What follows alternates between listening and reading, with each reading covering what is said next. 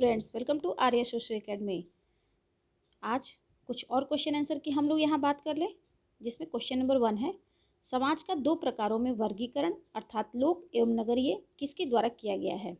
समाज को दो वर्गों में किसने बांटा है, जो कि लोक और नगरीय वर्ग। इसमें ऑप्शन ए है Durkheim, option B Redfield, option C Tonnies, option D Spencer. तो यहाँ हमारा सही आंसर होगा बी। रेडफील्ड महोदय ने लोक और नगरीय दो रूपों में समाज का वर्गीकरण किया है। तो फर्स्ट का सही आंसर है बी। नेक्स्ट क्वेश्चन नंबर 2,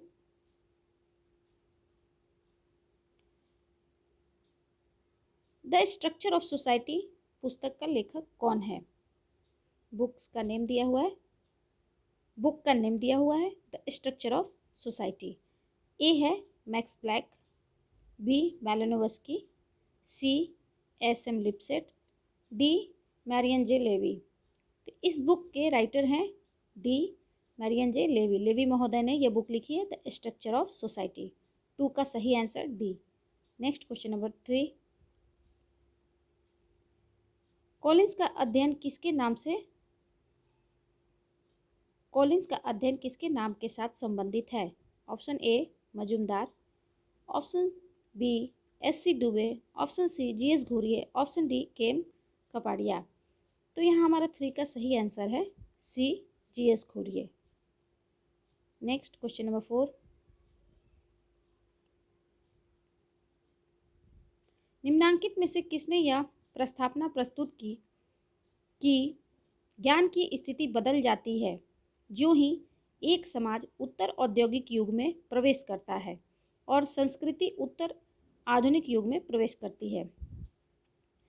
अर्थात ये क्वेश्चन पूछ रहा है कि किसने कहा है कि जब समाज उत्तर औद्योगिक समाज रहता है और संस्कृति भी उत्तर आधुनिक युग में प्रवेश कर जाती है तो ज्ञान का जो स्वरूप है, ज्ञान की जो स्थिति है वो बदल जाती है। तो ऑप्शन ए है David Harvey, option B Fredric Jameson, option C J F. Lyotard, option D Habermas. तो हमारा यहाँ 4 का सही आंसर है सी जे.एफ. लियोटार्ड महोदय बताते हैं कि उत्तर आधुनिक समाज में या उत्तर औद्योगिक समाज में क्या होता है, ज्ञान एक वस्तु की भांति कार्य करने लगती है, वह सिर्फ उत्पादन के लिए ज्ञान का प्रयोग ज़्यादा होता है। तो 4 का सही आंसर है C. Next question number 5, Bharat में अनुसूचित जनजाति को सरकारी नौकरियों में प्रतिशत आरक्षण दिया जाता है।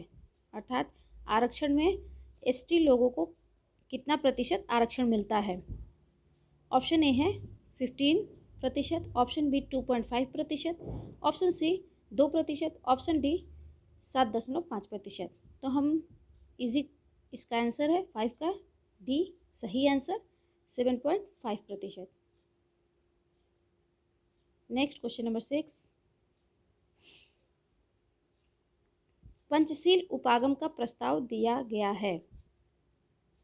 पंचशील उपागम के बारे में पूछा है। ए है Elwin, B J L Nehru, C S C. Dube, D J H. Hutton. तो 6 का सही आंसर है जे.एल. नेहरू महोदय ने पंचशील उपागम का प्रस्ताव दिया था। 6 का सही answer B. Next question number 7, निम्नांकित में से किस एक ने समाज को संरचना और प्रकार के सामंजस्य से युक्त सामाजिक सावयव के रूप में देखा है। अर्थात समाज की संरचना और प्रकार दोनों की बात सामाजिक सावयव रूप में देखते हैं। सामाजिक सावयव रूप में देखते हैं अर्थात शरीर की भांति देखते हैं।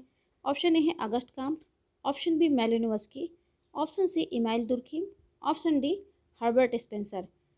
तो इसका सही आंसर बनता है यहाँ पे स्पेंसर महोदय समाज को एक सावयवी रूप में देखते हैं और सावयवी उद्विकास का सिद्धांत भी देते हैं ये। तो इस तरह से अगर स्पेंसर पे देखेंगे तो इस तरह से यहाँ 7 का सही आंसर बनता है डी। स्पेंसर पे ऑलरेडी एक वीडियो बना हुआ है, आप वहाँ देखेंगे तो ये आपके डाउट क्लियर हो जाएंगे। 7 का सही answer D. Next question number 8, कृषक समाज के सामाजिक सांस्कृतिक विलक्षण के लिए किसने लघु परंपरा एवं बृहद परंपरा की अवधारणा की रचना की। याद रखिएगा, लघु समुदाय और बृहद समुदाय भी रेडफील्ड का है, और लघु परंपरा और बृहद परंपरा इसमें ऑप्शन में दिया है McKim Marriott, B M N. Srinivas, option C Robert Redfield, option D Milton Singer. तो हमारा लघु और बृहद शब्द का उपयोग कौन करते हैं? रेडफील्ड महोदय करते हैं। तो 8 का सही आंसर हमारा है C. Next question, question number 10। Herbert Spencer समाजों के वर्गीकरण में शामिल हैं। पहला है सरल समाज, दूसरा संघर्षशील समाज, तीसरा औद्योगिक समाज, चौथा सामंती समाज। तो यहाँ 4 आपको कोड दिए हुए हैं, उनको जोड़कर हमें बताना है कि स्पेंसर महोदय ने किस किस समाज की बात की है। स्पेंसर महोदय औद्योगिक समाज की बात तो करते ही करते हैं। 3 है सामंतवादी समाज की ये बात नहीं करते हैं। और संघर्षशील समाज, जिसे हम सैनिक समाज भी कह सकते हैं, तो ये भी बात हो जाती है। बाकी यहाँ 1 और 2 का कोई सही मेल नहीं है, 2 और 3 एक साथ नहीं है, तो अर्थात हम इसमें 1 को ले सकते हैं, सरल समाज को ले सकते हैं। तो हमारा इस कोड के अनुसार हमारा आंसर यहाँ बन रहा है सी। हमारा 10 का सही आंसर क्या बन रहा है? सी। वैसे अगर हर्बर्ट स्पेंसर के बारे में देखेंगे तो इस पर वीडियो बना हुआ है, वहाँ आपके डाउट्स क्लियर हो जाएंगे, वहाँ देख सकते हैं। 10 का सही answer C. Next question number 11। Marx ने समाज का अध्ययन किस रूप में किया? ए संपूर्णता के रूप में, बी अवधारणात्मक रूप में, सी पद्धति शास्त्रीय रूप में, डी तथ्यपरक रूप में। तो यहाँ हम देखेंगे तो पद्धति शास्त्री और तथ्यपरक रूप में नहीं होता है इनका, अवधारणात्मक भी नहीं होता है। ये संपूर्णता के रूप में देखते हैं, अर्थात पूरे समाज की संपूर्ण संरचना के बारे में बात करते हैं। किस तरह से वर्ग है, किस तरह से सामाजिक संरचना बटी हुई है, किस पर निर्भर है इत्यादि, ये सारी बातें ऐतिहासिक भौतिकवाद, दंडात्मक भौतिकवाद इत्यादि ये सब बातें करते हैं। तो ये पूरे समाज की बात करते हैं। तो 11 का हमारा सही आंसर क्या बनता है? ए। 11 का सही answer A. Next question number 12। जिस प्रकार जीवन एक वस्तु नहीं है वरन जीवित रहने की प्रक्रिया है, अर्थात जीवन क्या है? जीवित रहने की एक प्रक्रिया है। उसी प्रकार समाज एक वस्तु नहीं है, अर्थात हम समाज को नहीं देख सकते हैं, वरन संबंध स्थापित करने की प्रक्रिया है। यह किसके विचार हैं? विचार इंगित करें किसका विचार है?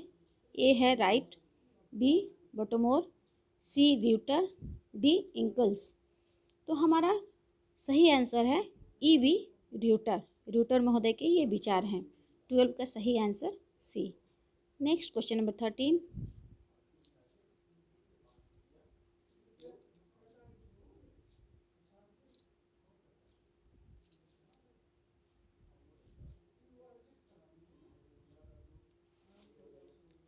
निम्नलिखित में से कौन सी एक जनजातीय समाज की आधारभूत विशेषता नहीं है? इस पर आप लोगों ने बहुत सारे इसके पहले क्वेश्चन हल किए हैं, और मुझे लगता है कि आप इसे आसानी से कर सकते हैं। तो जनजातीय समाज की पूछ रहा है कि इसमें विशेषता नहीं है। ए अलग भाषा, ये इनकी विशेषता होती है। बी अलग भूभाग, ये भी होती है। सी सामाजिक विभेदीकरण, और डी खंडीय, ये खंडीय भी होते हैं। और यहाँ सी सामाजिक विभेदीकरण ये नहीं होता है। अर्थात हमारा क्या आंसर बनता है 13 का? 13 का हमारा सही आंसर बनता है सी। जनजातीय समाज की यह विशेषता नहीं है, सामाजिक विभेदीकरण नहीं पाया जाता है। ठीक है। Next question number 14। निम्नलिखित में से कौन सी औद्योगिक समाज की विशेषताएं नहीं है? अर्थात पूछ रहा है औद्योगिक समाज की विशेषता नहीं है। विसंगता या विषमता यहाँ कर लिख लीजिए। तो ये तो इसकी विशेषता है। यांत्रिक संहति ये नहीं है। तीसरा है गतिशीलता, ये भी इसकी विशेषता है। चौथा है दमनकारी विधियाँ, ये इसकी विशेषता नहीं है। तो हमारा कौन सा कूट बैठ रहा है? 2 और 4। 2 और 4 जिसमें होगा वही हमारा सही आंसर होगा। तो यहाँ हमारा क्या बन रहा है? सी में है 2 और 4। दुर्खी महोदय की आप लोगों ने देखी होगी श्रम विभाजन, उसमें स्पष्ट रूप से है कि सरल समाज में क्या है, यांत्रिक एकता पाई जाती है, दमनकारी कानून पाया जाता है। उस चीज़ की यही बात यहाँ पे है, और वो चीज़ आपको स्वावलंबी समाज में नहीं पाई जाती हैं, उसी चीज़ को यहाँ फिट कर देना है। तो दुर्खिम का वीडियो आप देख सकते हैं, वहाँ से इसे आसानी से हल करने में मदद मिलेगी। तो हमारा 14 का सही आंसर है सी। Next question number 15।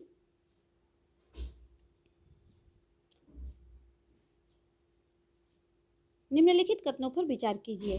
पहला है, उनकी आर्थिक व्यवस्थाओं के आधार पर समवर्गीकृत किया जाता है। यहाँ आर्थिक, उनकी नातेदारी व्यवस्थाओं के आधार पर समवर्गीकृत किया जाता है। नातेदारी, फिर से मैं कर दूं अंडरलाइन। उनकी आर्थिक व्यवस्थाओं के आधार पर समवर्गीकृत किया जाता है। आर्थिक, उनकी नातेदारी व्यवस्थाओं के आधार पर समवर्गीकृत किया जाता है, अर्थात नातेदारी फोकस्ड है। उनकी शैक्षिक व्यवस्थाओं के आधार पर समवर्गीकृत किया जाता है। शैक्षिक, उनकी सामाजिक परिवर्तन के रूपों के आधार पर समवर्गीकृत किया जाता है, अर्थात समवर्गीकृत है, वर्गीकृत किया जा रहा है, क्लासिफाइड किया जा रहा है। तो हम देखेंगे सोसाइटी में सामाजिक परिवर्तन के आधार पर नहीं होता है, और शैक्षिक आधार पर भी नहीं होता है। आर्थिक और नातेदारी आधार पर समाज में समवर्गीकृत होता है।